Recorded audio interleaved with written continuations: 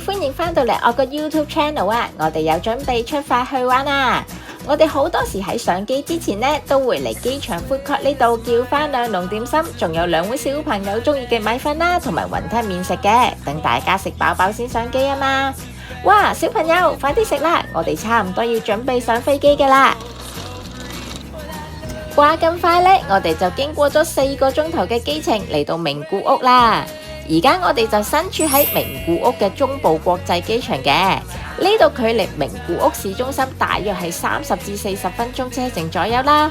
而最多人揀嘅呢，就係搭名古屋鐵道嘅特急列車出返市區啦。由機場去到名古屋站呢，只需要28分鐘左右就到㗎啦，真係又快又方便啦。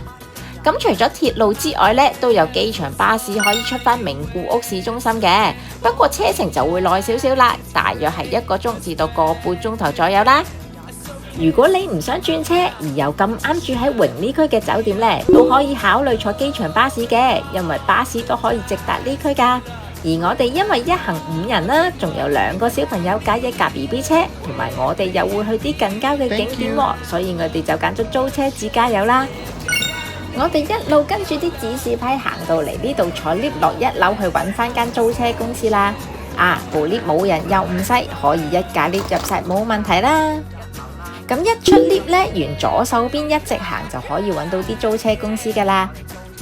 另外呢，頭先一出 lift 對住嗰度呢，就係機場巴士嘅上車地方啦。係啦，就係呢排巴士站牌啦。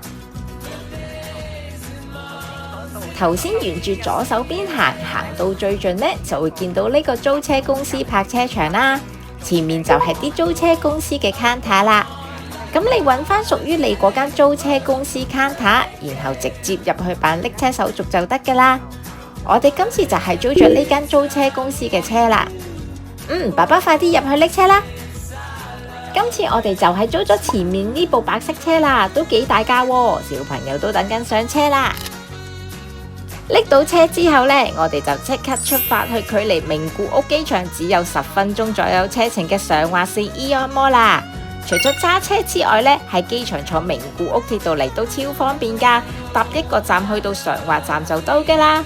喺呢度玩嘅、食嘅、買嘅乜都有啊，真係要預返3-4個鐘喺度先夠啊！日本 AEON 真係冇得輸啊！呢度有勁可愛嘅麵包超人 shopping 車可以借嚟坐㗎。身為麵包超人鐵粉嘅妹妹已經坐緊喺車度咯。如果你中意買日本卡通人物周邊產品嘅話呢，就超推介嚟呢間玩具雜貨店啦。呢度最高人氣嘅卡通人物差唔多都可以揾到㗎，就好似蚊豬豬咁啊。呢對襪又幾靚喎！哥哥已經揾到佢嘅最愛哥斯拉啦！呢度啲哥斯拉產品都幾多喎，香港真係比較難揾啊！哥哥係咪想買呢個啊？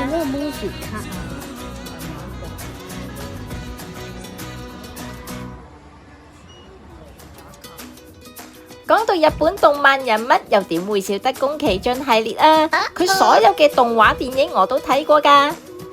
呢度除咗日本動漫之外呢，連歐美系列都有㗎。蠟筆小新就更加係歷久不衰系列添啦。呢度就係超多餐廳嘅美食街常滑暖廉街啦。呢度係模仿日本傳統用木嚟做裝修嘅，真係風味十足啊！哇，就咁睇啲 display 已經好吸引，好想食啦！哇，呢鍋檸檬湯底雞肉 shabu shabu 好特別下喎，個味道應該都會幾 fresh 下。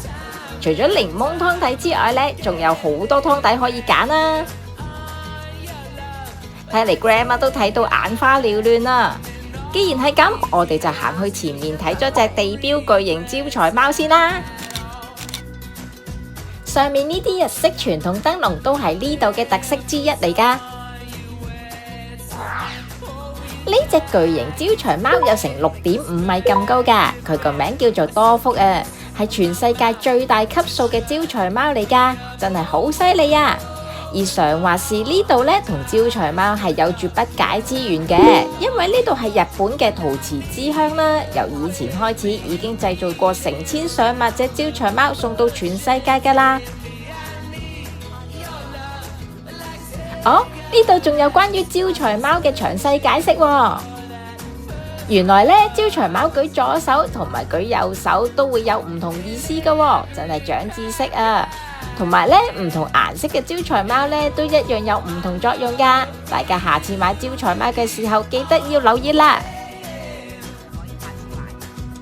呢度仲可以買一隻全白色嘅招財貓，然後自己上色噶。不過我哋嚟遲咗啦，活動已經結束咗咯。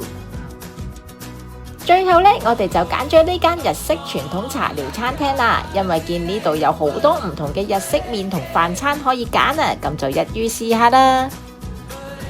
呢款叉燒煎麵又好似唔錯咁喎，個套餐都幾豐富添啊。呢兩款就係湯拉麵啦，而呢啲就係跟飯嘅日式定食套餐啦，佢有魚啦、雞同埋豬可以揀嘅。呢些係京都風味炸雞套餐，係叫俾哥哥食嘅，因為佢嘅最愛就係炸雞啦。咁跟餐呢，就仲會有一碗麵豉湯啦，再有配菜3小碟，同埋一碗白飯嘅，都好豐富下噶。哥哥話好肚餓啊，話要先開動食炸雞啦。呢碗係京都深層醬油叉燒拉麵，而呢 set 就係松露油麻婆豆腐套餐啦。咁會有一碟用咗黑山椒同埋七味粉調味嘅韓式雞塊啦，然後再有麵豉湯同埋3款京都風味小菜嘅，仲會有碗白飯添㗎。而我呢，就叫咗呢碗超厚切叉燒肉煎麵啦。哇，果然係超厚切啊！塊叉燒肉起碼有成2寸咁厚啊！上面粒大鑊係我加咗100yen另外加上去噶。雖然塊肉咁厚啦，但係食落口都唔會好硬，又唔會好乾，佢仍然保持到腍身 juicy 嘅狀態啊！而佢用嘅麵呢，就係比較粗嗰種啦，一啲都唔腍身，食落口非常彈牙噶。不過我覺得佢嘅湯底呢就鹹咗少少啦，有啲太重口味啦。食完飯行出嚟，天都黑晒咯，係時候要返酒店休息啦。喺走之前呢，我哋專登行咗去睇呢個掛喺正門面前嘅巨型日式燈籠啊！喺夜晚睇呢，真係超級 eye catching 啊！而喺呢個巨型燈籠後面呢，向住門口直入，就係我哋頭先睇到嗰隻好震撼嘅6.5米高招財貓啦。既然都行返嚟啦，就同阿多福 say 拜拜先走啦，拜拜，下次見啦。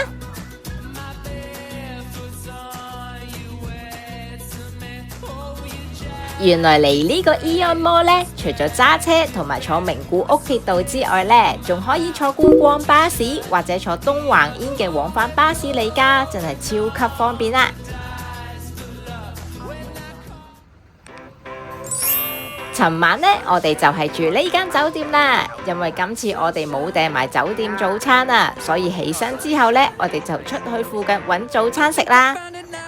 話咁快，我哋就揾到間早餐店坐低，叫埋2份早餐啊！呢度啲早餐真係好抵食啊！咁樣一份都係港幣20幾蚊咋，喺香港20幾蚊都唔知買唔買到呢個包啊！仲要係好食噶喎。另外一份呢，我哋就叫咗份厚切芝士三文治啦。現場聞啲芝士味係超香噶。嚟名古屋真係要飲翻杯齋啡試下啊！係有種好純嘅咖啡味，好正噶。Enjoy yourself，Grandma 都話要飲杯齋啡 ，Enjoy herself 啊！